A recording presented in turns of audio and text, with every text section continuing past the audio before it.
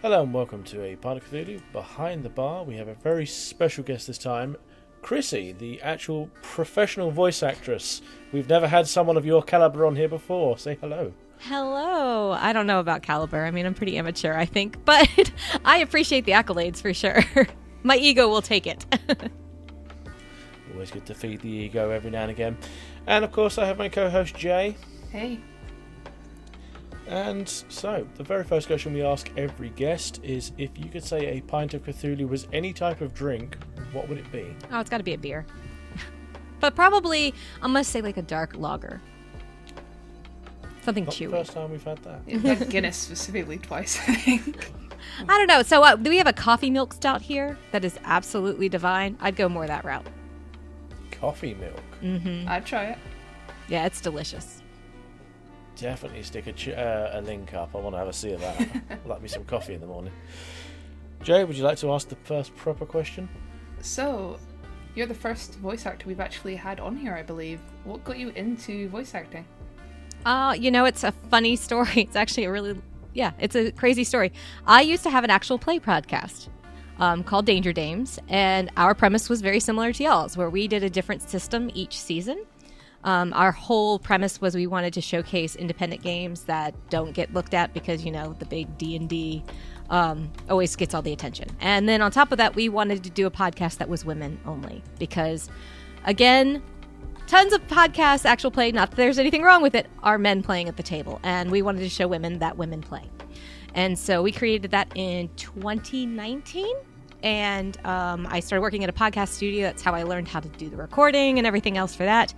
And we did that for years. And I got onto Twitter and I was like, how are we going to grow our audience? And Twitter was helping. I mean, we saw an immediate boost. And then I was like, okay, so also how do I grow an audience? I have a marketing degree, so my brain's always churning with how can I do this better? And I was like, oh, you know what? I could leverage somebody else's audience. And I'd already done a couple of interviews with other shows, but I was like, man, I saw an audition notice for a Megastar 7. And I was like, I could probably do that. I mean, I do voices in my actual play, so, it's not that much different. And I did acting when I was younger, so it wasn't that much of a stretch. I stopped acting when I had my children because who has time? And so I was like, great. I auditioned and got the part. He said I had nailed it. And I quickly realized that I really liked it. And it just kind of spiraled. Like from there, it was like other people started reaching out and were like, hey, we'd love for you to be in our show. And I would do small parts. And then I got other people being like, hey, we'd like you to do our show. And I mean, I will put my link, I guess, to my website. You'll see I have quite a repertoire of shows that I've been on. And I don't even think I have everything on there. There's some bit parts I haven't thought of. I'm still working on it's been a stretch of like 4 years now. So trying to figure out where everything fit. When and what I did has been a little tricky, but I need a secretary. I think it's really what it comes down to. But so that's kind of how it happened. And like I said, I just really realized I really actually genuinely have a good time doing voice acting. So, and I'd love to actually make this a thing. You said you played a bunch of various TTRPGs. Do you have a favourite one in mind? I love Monster of the Week. Hands down, it is my favorite game. I just really dig its whole premise. I'm a Buffy girl. I'm just charmed, like the whole thing. And it just really jams with my type of entertainment anyway, the urban fantasy. And so, yeah, Monster of the Week is bar none probably my favorite game that I've ever played. I've played it several different times with various different people, but and I don't think we actually played it on one of our seasons that we recorded. It was something we did for fun, and then we were sad we hadn't recorded it. But, that's the vein of, being an audio person is you're like, man, everything should be recorded. This would have been great, and you don't think about it at the time. Hindsight's 2020. But, yeah, Monster of the Week. Okay, so how long have you been a VA for then? So I guess I got the part for Moxie in 21. And so since then, Danger Dames started in 19. We had to go local home in 2020, obviously, for obvious reasons. At first, we all recorded using online, and oh god, there's 7 episodes that are my least favorite episodes as an audio person because they, tech issues, and my other people were not tech people, so they didn't know how to use the mics right. So I was getting headphone mics instead of mics, even though I bought the mics. It's a whole thing. And then you all met her. But fortunately, like, I think people are forgiving because they like understood that that's what it was. And then we potted up after the like 12 weeks of like isolation, and that was just who we spent the year with. So it made it very easy to record together because we would just, I had a basement, and that became my podcast studio, and we would record down there. And frankly, that was my saving grace, I think, that year, is it gave me something to focus on, besides, you know, keeping 2 children at home for school, which is not fun. And so, yeah. So you said you play various roles in multiple different shows. If you can pick one in particular that you would love to just redo, not so much because you didn't enjoy it, but just to relive that exact experience again, which one would you choose? Oh gosh, probably Moxie. I tell people that character came to me at a time in my life where I didn't even know I needed her, and she came to me like in a way where it's like she is her own entity. The boys made me a poster because she was a musician, right?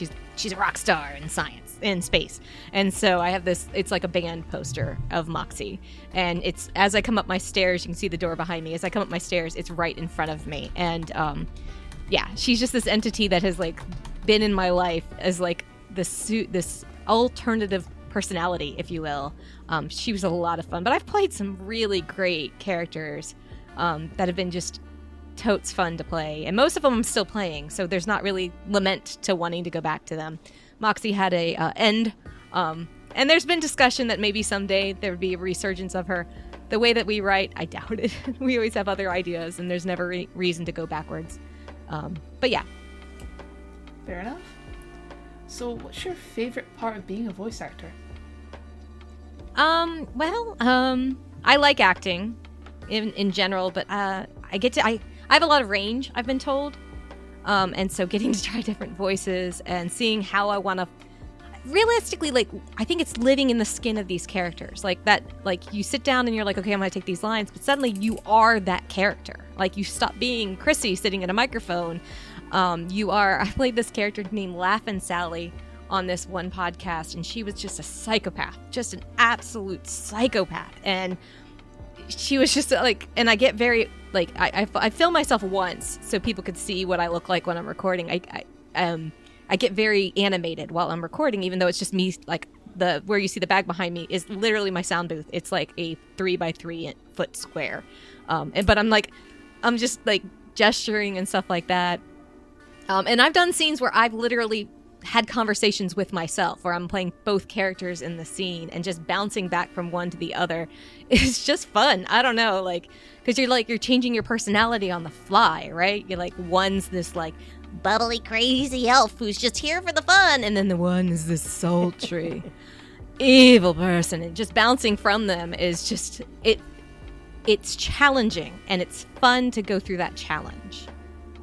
A couple weeks ago, we had a character in one of my other podcasts where it's 2 robots, and they are melding together. And we had 2 different, me and myself and somebody else was doing the voices for the 2 robots. And then my creator was like, well, I want you to do the ultimate voice. And I was like, yeah, but how do I want that to sound? Because like, it can't be just the singular voice. So what I ended up doing is I had the other girl record my lines for that 3rd character.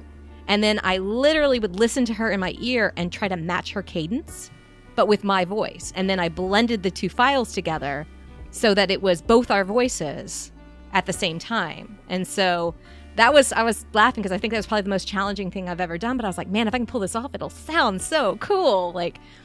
But like matching that cadence, because like we don't all speak the same way, right? Like we all have our different patterns. And so I just would sit here and I'd be like, okay. And I'd record it and then I'd be like, okay. So it was definitely challenging in a fun way.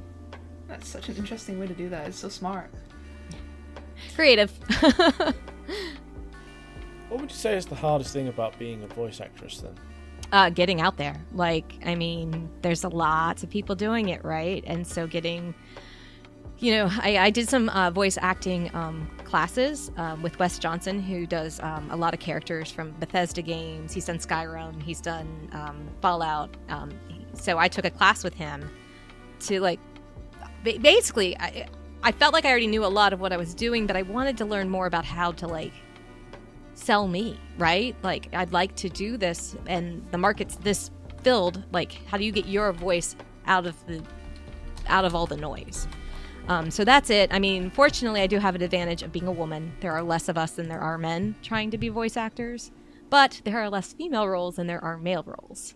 And so I do have a tendency to fuss at people when they write things, and they'll be like, check out this thing I'll write. And I was like, you have no female characters in this story whatsoever.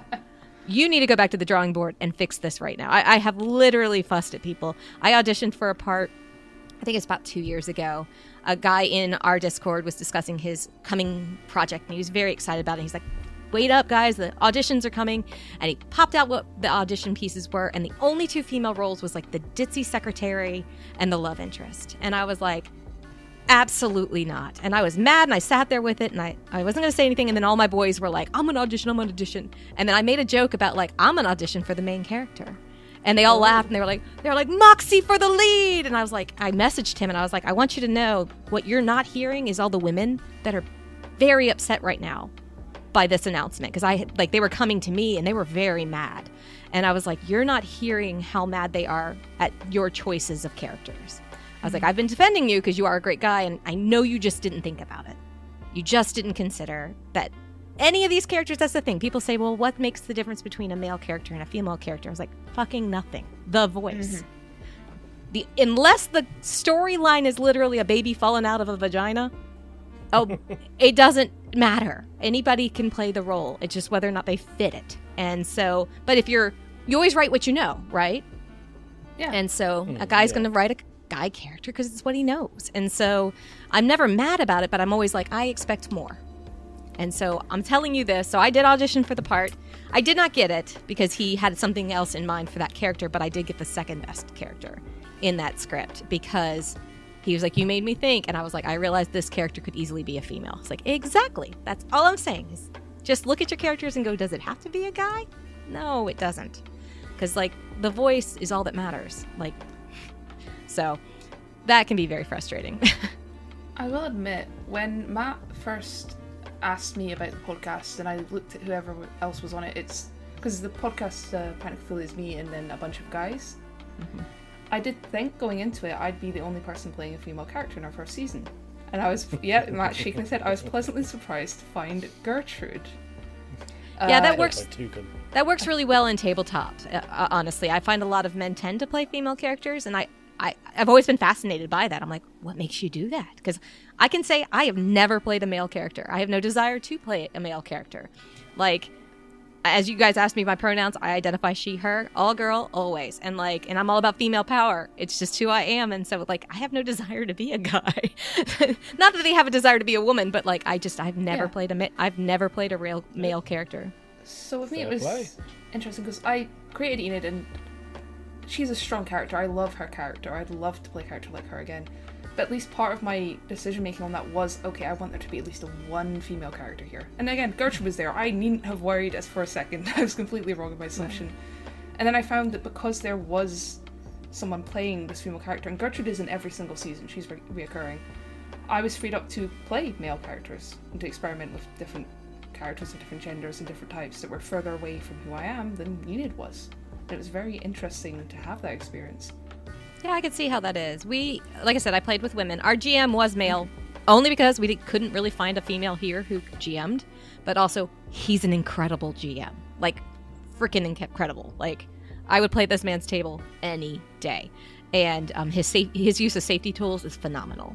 And that was one of the things we also focused on, was the use of safety tools and how that should look. And so, but none of us played males, but we did play gender differences. Like, we played trans, we played gay, we played asexual, like we played all sorts of things like that, but we all played not male. And I think that was just, it wasn't even a decision. I think that's just how we all came to the table. And we played for 3 years, so I think we have 5 seasons all told. One of them's never going to be finished, unfortunately, but it is what it is. Life goes on. Yeah. Back onto the VA. Oh, sorry, go on, Matt. I was just going to add to that. How much do you think it is important for diversity in this kind of role, this kind of work? TTRPG, voice acting? I think diversity is very important across the board in life in general. Like, as a female, I joke all the time. I'm a woman in the tech industry. I joke that I'm the only woman in the room in almost everything I do. I tabletop, I podcast, I do tech stuff. Like, I rarely run into other women. That is changing now. But, I'm a tech girl from the 90s.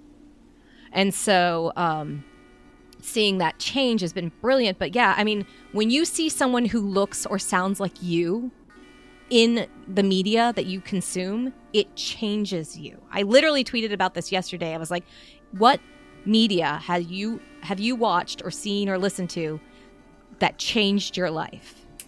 And for me, a really big moment was Marissa Tomei in My Cousin Vinny. Such a silly little movie, but it was the scene where she's on the court and she's talking about cars and she's talking with authority about cars. And prior to that, I had never seen a woman on a show talking about crap like she knows what she's talking about. And I was like, whoa, that's crazy. And then I'm the lowest common denominator, right? I'm a Caucasian woman. I'm in I'm middle class. I don't have a lot of differences for me. So if I get that excited to hear something that represents me, can you imagine being trans, gay, black, Asian, how effective that is to see somebody who looks like you suddenly feel like you belong, that you're part of something. And the more we do that, the better for everyone, because it, first of all, makes it so much more interesting because we all bring our own perspectives and our own loves. And that's just what makes the world a better place in general. And I mean, that's podcasting, that's television, that's movies, that's Broadway. Girl, I remember the first time I saw a curvy girl on stage. I grew up in the 90s. They were bean poles. And I am not a beanpole. And seeing a woman who looked like me on stage, I was like, oh, that means I could be that person. And that brings so much hope to people to see representation. With that in mind, I guess, if you could choose any character of any piece of media, whether or not it's been adapted for a film or an audio thing, where a voice actor could work it, what character would you want to play? Oh gosh. Of anything. Anything. That's a long gamut. I mean, there's all sorts of stuff I'd play. I'd be Witcher. That sounds cool. Nice. Yeah. I'm a huge Witcher fan. But something probably evil or bad. I like bad guys. They're a lot of fun to play. And because I look the way I look and I sound the way I look, I often get cast as the girlfriend or the sister, you know. So getting something just evil incarnate would be a lot of fun. But I can't think for the life of me. And maybe Harley Quinn would be a lot of fun. But like Kaylee Kukoa's Harley Quinn, where she's just chaotic as crap, and you're you don't know what's gonna come out of her mouth. I kind of like something like that.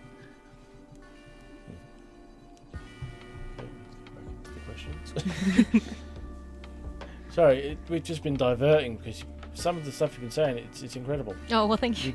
I can go on and on. It's a thing. I mean, we've been going off in the background just trying to message each other saying, she's already answered this, but this is a good one to add. So, what kind of changes have you seen in the voice acting kind of community job role over the years of doing it? Well, like I said, I think a lot of impact. I, as you can tell, have no problem speaking my mind when it comes to something that's important to me. And so I've changed a lot of perspectives on changing genders of characters, or even just giving them something completely different. I've been in the bad guy because they were once they started hearing me, they were oh, you know what? I think we've got a role for you. And the role completely changes.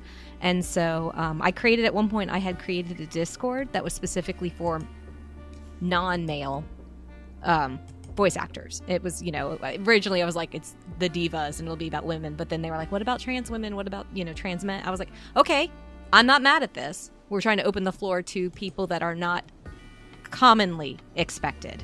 I've made a lot of friends along the way, and I have these conversations constantly, and I think they're good conversations to be had.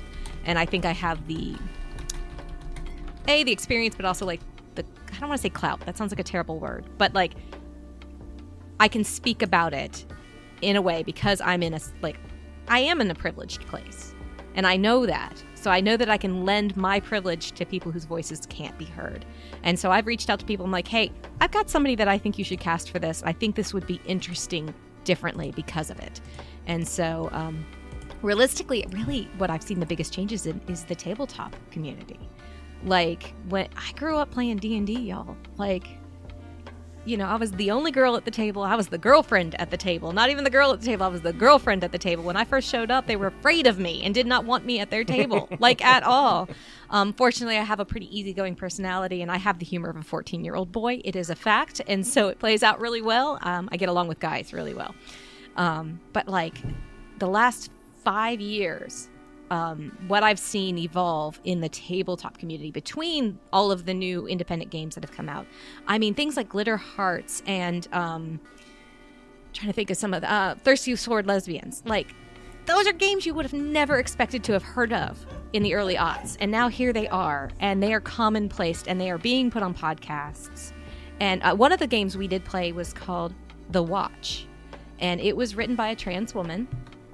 And the whole concept of the game is some evil has taken over the land. The land has been ravished, but this evil only affects males. And so females or female identifying characters are the watch. It's their job to watch against this evil. And like I said, because it was written by this trans woman, there's a lot involved in the gameplay addressing that. And it was fascinating. We decided to play that literally the day SCOTUS got rid of abortion rights. We were mad. We were stinking mad. And we were like, how can we express this in a way that we can control? Because, like, hey, let's be real. I'm not going to change SCOTUS's mind. And so, but yeah, seeing the changes in the community. I auditioned this past week for an actual play. And I've seen this for a couple of years now where they were like, we are putting a dominance on BIPOC people. I was like, I might not get it because I'm not that. And I have to be okay with that. I had a guy friend. I was like, oh, here's a chance. I was like, oh, I'm so sorry. I was like, you're not going to stand a chance. I was like, you're a white dude. You're out. That is not what they are looking for here. And I do feel bad because he would love to play. But, like, this is how we let other people in. And so just seeing that community grow in such a beautifully represented way has been amazing. I think I can attest to that too a little bit, because even 3 years ago, the only people I knew who really played TTRPGs were dudes. Mm-hmm. And now I'm in a college class with like 4 non-binary and female people who all are super into D&D. Right. And it's so interesting to see that be so prominent, like that switch. Yeah, like I said, I wasn't even allowed at the table when I first started. Like, I remember the first comic book shop I walked into, and it was like literally a record scratch. I was like, because like a woman walked in, and you would have thought I was there to murder them all. And I was like, I'm 4'11", y'all. I'm a very tiny person. I am not intimidating at all physically. But yeah, I mean, it was eye-opening. And I didn't go back to a comic book shop for a very long time because of that experience, because I didn't feel welcome. And nowadays, man, I have no trouble walking into a comic book shop because there's almost always like a woman or a non-binary person there. And I'm like, yeah, okay, I belong here. And like, I also have a lot more confidence now than I did when I was a teenager. But yeah, the whole industry has shifted in such a beautiful way that my kids are now starting to play, and I'm excited for them to have that opportunity. So with being someone who's done TTRPGs, like podcasting, and also obviously a voice actor, what equipment do you use mic-wise and oh gosh, that's a really great question. When we started podcasting, like I said, I was at a studio, so I had like actual really badass equipment. I couldn't even fathom what that probably stuff cost, because it was like, yeah. And we were in this beautiful studio, which actually had really bad acoustics, but it was so cool looking because it was in the middle of this really cool building, and it had a glass window. And so we would record in front of that glass window, so it's like a shopping mall basically, so people were always walking by. And I love to watch people, so like I just dug the crap out of that. We ended up moving from there due to some they put a radio station in there instead, and then we moved to another space in the same building, and then everything shut down. And so we came here, and I was like, okay, crap, I do know what I'm doing, but we have no equipment. Well, my father, who was a musician, had a Zoom R16, which is just a good old-fashioned mixer. nothing special, but it has 4 inputs. So I bought us all a bunch of XLRs, and I got a Scarlett. No, I used the Zoom first. And so I had the Zoom, I had XLRs, and I got us all a bunch of cheap headphones. And that's how we recorded. And it sounds fine. It doesn't sound terrible. With the good sound quality and then good editing skills, you can get away with not too bad equipment. About 2 years ago, I upgraded to a Shure MV7 for 2 reasons. One, I wanted a nicer mic. I was getting into it, and I was really enjoying that. The beautiful thing with the MV7 is it's XLR and USB. And I was having a lot of trouble. I had a Scarlett at that point, a 2i2, and Discord does not like it at all. Like, it just stopped working. They couldn't hear me. I couldn't hear them. It just got really frustrating. So I wanted to upgrade to something that had USB so I could still have my meetings and record with people like this without having to be in my booth, and then like be able to still listen. Like, otherwise, there was one show I think I listened with one device, recorded with another just to make it work, and it was a nightmare. So I upgraded to that, and I use, right now I'm plugged in directly into my laptop, but when I record professionally, I have a Scarlett 8i8, I can't remember, it's the 4-port one that I use, and then I have a cloud lifter because the Shure is notoriously low gain. And if I turn the gain up, it picks up everything in the room. And so the cloud lifter helps get the gain up higher without picking up all of that ambient noise. And so realistically at this point, the next thing I need to upgrade is my boom, because this boom is a nightmare. It vibrates if I get really loud, and that makes my brain really crazy. So I will probably be upgrading that in the nearest future. But I've made it work for the most part. But like, as I start to, I've been auditioning for actually paid stuff. And as I've started audition for paid stuff, I'm like, I need to like upgrade some of this more. So, but yeah, I mean, there's also, like I said, you can get away with quite a bit without having to spend a ton. Realistically, that just falls on your post. Fix it in post, right? As they say. But I adore this mic, and I actually travel with it because it's pretty compact. So I'll take my 2i2 and I will just hit the road. And like, I went to the beach one time and recorded lines at the beach in a closet because I like needed to get lines in. But I was like, have Mike will travel.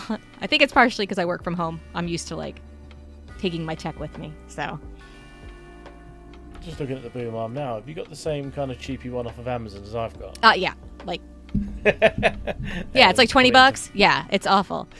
No, I think I'm gonna probably get the I don't remember which one. I have one picked out. It's it's like $100, and it's summer and I got my kids, so it's like it'll happen. Like the mic I got as a gift from like my whole family. Like they all went in together and bought me the mic, cloud lifter, and the Scarlett, and so that was my Christmas that year because all of that equipment is not cheap for any one individual. No, and it so is not. Wow. I mean, I'm gonna have to genuinely take some tips off of you at some point, I think. Well, you can talk to actually the boys in Omega Star 7 are very knowledgeable about their tech gear because they were musicians for a very long time, and so they've helped me out a ton. Like I'm like, hey, what's going on with this mic? They're like, set your settings at X, Y, and Z. I'm like, thanks. So a lot of learning has happened over the last 4 years because I came from no audio background whatsoever. I'm a tech nerd, so I get tech really well, but that was not my wheelhouse originally. I don't think any of us came from a kind of musical or audio background. Did we, Jay? No, none of us. I think you're by far the most knowledgeable in that sort of thing. We sort of kick everything towards you. Knowledgeable. Yeah, comparably. It comes with time, man. Like I joke, like when we're writing, it plugs in. Yeah, any of my shows, I'm like, it's almost like we know what we're doing, because you just get to a point where you've been doing it long enough that you just figured it out. Like you're like, oh, use this tool, use that tool, use this mic, use these headphones, set it to this, and like it's just from trial and error. And being brave enough to try. Yeah. So what would you say to anyone that is trying to get into voice acting?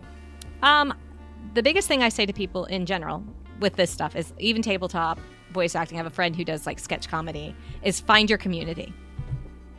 Find your community, whether that be on Discord, whether that be on Twitter, wherever it is you're at. Find them and interact with them. Ask them questions. The best way to learn is from others who've done it. Or figure it out together. Sometimes just having a soundboard to spit things at and be like, what do you think of that? Don't isolate, like that's how I found all of this, is I was leveraging dames on other shows, and I made so many friends. I was in Discord specifically for tabletop RPGs, and I made tons of friends and learned how they did stuff. And they might have done stuff differently than I would, but I learned things from them. And then also you've grown a community, so you just have people to talk about your stuff too. And you might be doing something and think you're doing a great job, and then be like, yeah, but I'm having this one issue. And they're like, have you tried X, Y, and Z? And you're like, oh, I never thought of that. But it was something simple. So find your community. You don't have to like be on their shows or anything, but just talk to them. Like I learned all sorts of tabletop stuff just talking to other actual play people. And like, how do you sit around the table and do it? Are you only doing it online? Well, how do you do your dice rollers, or in voice acting? It's like, how do you get in the mood? How do you, rough your throat up? Now I've done some classes, so some of that's helped. I had to ask at one point, latter season of Omega Star 7 season 2, I had to scream a whole lot. And I was like, hey, how do I scream into the mic without popping it or muddying it, like where I've gone red, I'm like, how do you do that? Peaking. Yeah, thank you. That's the word I was looking for. Yeah. Thank you. Haven't had enough coffee today, apparently. And so like, how do I do that? And so the guys had some suggestions, but I had other people coming at me and they're like, well, this is how I do it. They're like, make sure you stand up, make sure you're this far away from your mic, make sure your gain's set to this, face this way instead of this way so that it's not picking up all of it. And so it's just stuff like that. Cause like, I didn't know, and I could YouTube it, I guess, but hearing it from somebody that say, this is how I did it, adds to your catalog of information. And then you've made friends along the way. It's funny you should say about the screaming. I literally just asked our friend Reed, who does our music, I was like, how do you scream into a mic without it peaking it? And he was just basically saying, just turn your gain down. Yeah, turn your gain and don't, usually you kind of record it at like this angle. What is that, like a 35-degree angle? You just turn a little bit further away and pull yourself away a little bit further. And then you scream. Probably good to warn the people who are downstairs that you're screaming. The first time I did it, I was at my other house and I called all my neighbors. I was like, hey, just FYI, I'm going to be recording some screams. I'm okay. Because I didn't want like the cops to be called on me or something. Because like you're screaming like really loud. But yeah, it's just stuff like that. So and I'm sure. Go ahead. Sorry, go on. No, it's okay. So are there any friends in particular you want to give a quick shout out to? Along the way of this? Oh gosh, like all my creators. the Omega Star 7 boys have been in my life for what, 3.5 years now. I went through a divorce last year, so I spent most of my evenings on calls with them while like going through all of that. So they've been there for me constantly in a time when I really needed them. The Space Castle team are really amazing guys that I was supposed to go to a beer festival with back in September, and my ex got COVID, and so I had to have the kids. So I didn't get to go, but I'm trying to go this year. I'd really like to see them. I've seen a lot of people, honestly. Modus Files is one of my other podcasts. It's a Fallout 76 story. And I adore that show. I've had a really great time, and I've made so many. I'm fully submerged now in Fallout. Like I cosplay, so I have like 3 cosplays going right now for Fallout.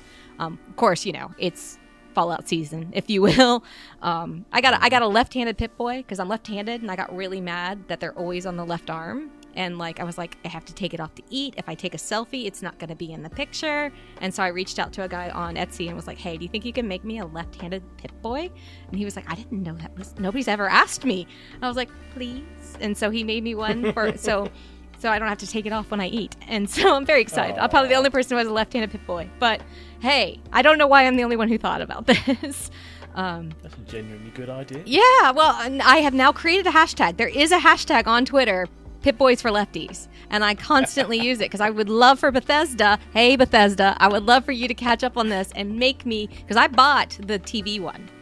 It doesn't come out till November, but I bought it because it's so pretty. It's metal and it's gorgeous, and it wasn't cheap, but sometimes a girl's got to spoil herself. But it's on your left arm, and so I've been like, hey Bethesda, also, I don't know, maybe add it to the game. They're like, well, they'd have to code for that. I was like, you can literally change your lip like 3,000 different shapes and colors.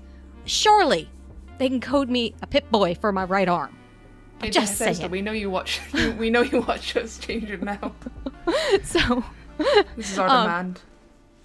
All they'd have to do is just mirror the animation. Yep. And just then mirror the screen. like I said, I've got the hashtag. We're just going to keep pushing it because I know it. I mean, I get it. We're 10% of the population or whatever, but that's enough of us. That's enough of us. And so I just think it would make people happy because, again, it's on your arm that you eat with. And you don't want to take them off because they're very fragile. You don't want to like break the hinge taking it on and off all day long at a con, you know? And so everybody else is like, just switch it. I'm like, no, it's thinner at the wrist than it is at the forearm. You can't just put it on the other arm. It doesn't work that way. And so at least one that's made right.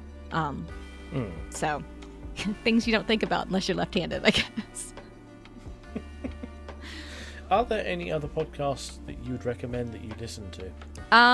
So funny enough, I'm a podcaster who doesn't listen to a lot of podcasts because I don't have a commute and I cannot listen while I work. I'm a coder.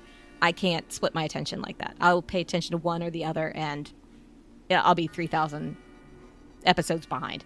But Omega Star 7 is my favorite podcast. Not just because I'm in it. I just adore it. The story, frankly, I was a super fan before I became part of the production team. And they talk about me in their very first Q&A where they're like, Krissi the super fan. Like it is like flower. I absolutely adore it. Sound design is exquisite. The story is funny and really engaging. And it only got better as we brought on more people in the team. Not that Skylar hanging it by himself wasn't brilliant, but having other voices to help him, I think really brought life to the show. I love Z1 podcast. I'm not involved in that one at all, but it is a zombie podcast about a couple in this tiny town in England called Farringdon. And it's just about them living their British life in a post-apocalyptic zombie land. And they're brilliant. They're absolutely brilliant. Aaron and Katie, they're a real-life couple, and it's about Aaron and Katie, and they're like 7 to 10 minutes long. They're not long at all, so they're very easy to listen to, like as you go throughout your day. You know, like I can fit 7 minutes in. I'm going to go to the grocery store. I'll listen on the way to the grocery store. You know, it is by far one of my favorite. Memester of the Week is my favorite actual play. They play Monster of the Week again, my favorite show. Or game. I mean, they're just fun. It's a fun story that they've created. Their dynamic at the table is very entertaining. And I don't listen to a lot of actual plays. That's not my jam. But I was listening to it at the time because I was researching games and stuff like that and fell into it, and I just digested them. And I've actually played with their creator at one point as just for funsies. What else? I'm trying to think of what other podcasts I listen to. I listen to the Modus Files. I try to listen to any show I'm on because I'm in it, so I feel like I should at least know what's going on. Frankly, Wizard Scrolls is one I'm on. It's ridiculous. It's absolutely, positively ridiculous. When I first joined it, I almost didn't use my name as a credit because I was like, I mean, the jokes are about pot and 69, like constantly.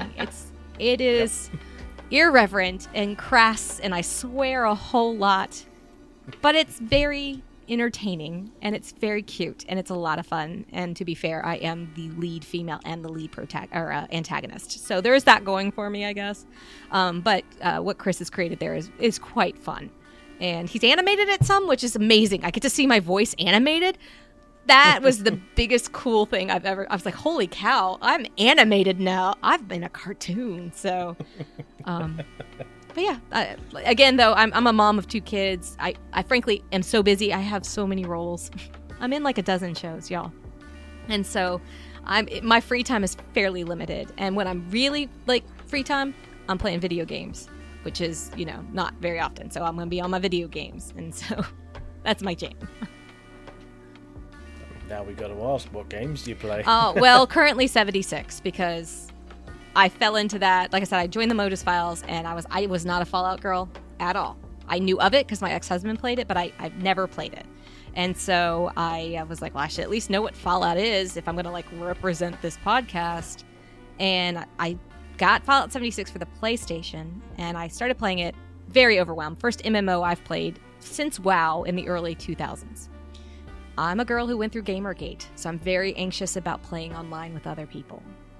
And so I was very apprehensive, but it actually turned out to be such a beautiful community that it sucked me right in. Like, the community surrounding Fallout in general is pretty amazing, and the 76 community is beautiful. Now, you have your jerks. You're always going to have your jerks. But as a general audience, they are quite incredible. And so, long story short, all of my guys on my team play on the Xbox. It's not a cross-platform game. And so I was like, dang, I can't play with you. If only I had an Xbox. But I was in the middle of a divorce. There was no way I was going to afford that. So I put it on my throne on Twitter. I was like, hey, I'm just going to put that out there. Anybody want to buy me an Xbox? And sure enough, I got an Xbox bought for me. And so I've been playing. I started playing in late July, early August last year. And I leveled to 577 this morning. So I play a lot when I can. Yeah. Well, I've known people who've played since alpha who are only level 300. And that was 6 years ago. They've been playing for 6 years. So apparently my skills have stayed with me after all these years of not playing games. So, but I played Witcher for a really long time. Witcher 3 is totally my jam. I played a lot of Don't Starve, which is a Klee game. It's a survival game. Love Klee games. They're cerebral in a really fun way. I was PC gamer for a really long time. Then I got the Xbox. So slowly but surely, I'm starting to realize that a lot of those games are now on the Xbox, and I do not have to upgrade the laptop, which these days are very expensive. So I'm okay having them as separate entities for their specific purposes. She gestures to the TV behind her. You can see how I play here.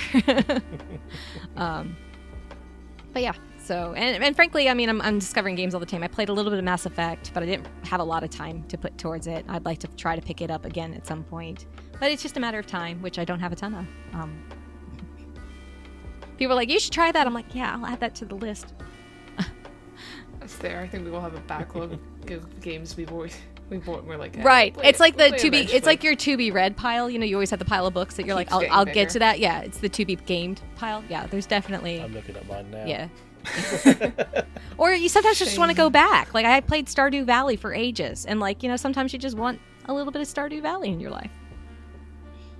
That's why people who like to watch people game, I'm like, I can't understand that because my time is so limited. If I'm gonna be doing anything related to games, I want to be playing. But I am a gamer girl, so it's a thing. Sorry. Okay. I have lots of dogs. Sorry, I have lots of dogs. I don't know if you Matt, can hear them. Sorry. It's all good. No. So that's the last question, Matt. I don't know why you look at me. I said, do you want to close it out? Sure. So, real quick, can you tell people where to find you if they want to, just Twitter handle, whatever? Yeah. Okay. So I am Krissi Williams. You can find me on Twitter at XKrissiX. It's pretty easy. KRISSI with X's on each side. I have a website. It's Virtual Krissi, VIRTUAL KRISSI.com. That has links to pretty much everything, all of my shows, to my IMDb, to I think maybe my Discord. I don't know. XKrissiX is pretty much me everywhere because I've had it for so long. Once email became a thing, that's how long I've had it. That was my first email address. And so, that's not true. I had email at AOL, but we don't count that. So I'm on Twitter the most. I am on Instagram and some of the others, but that is more private because my children are there and I keep them separated from my online persona. And I don't want, I've had some issues with people trying to find me. And so I try to keep my kids safe as best I can. So I keep anything that can literally locate where I'm at, I keep private so that you can't find me there. You can find me, but you're not going to be able to friend me. So, yeah. But yeah, Twitter's pretty much, I'm there pretty much all day. Right. Thank you then for coming to Behind the Bar with Pint of Cthulhu. Yeah, no, thanks for having me. That's I was like, oh, an interview. Yeah, let's do that. That sounds fun. Well, I mean, as you've been saying, your time is limited. We do very much appreciate you giving us this time. Oh, of course. Yeah. Well, without further ado, thank you very much, and goodbye to anyone who's listening. Goodbye, people. And cut.